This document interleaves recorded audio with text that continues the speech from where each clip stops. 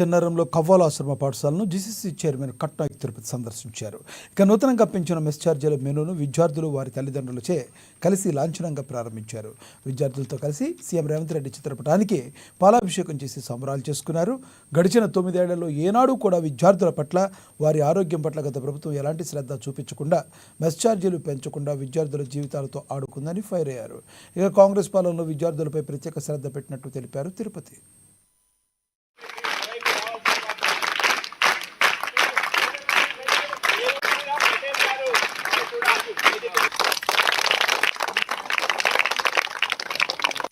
తెలంగాణ రాష్ట్ర ప్రభుత్వం ప్రతిష్టాత్మకంగా తీసుకున్న కార్యక్రమం ఏదైతే ఉందో, విద్యార్థులు ఆరోగ్యంగా ఉండాలి, ఆనందంగా ఉండాలి, మరి మంచి నాణ్యతతో కూడిన విద్య మరి చదువు.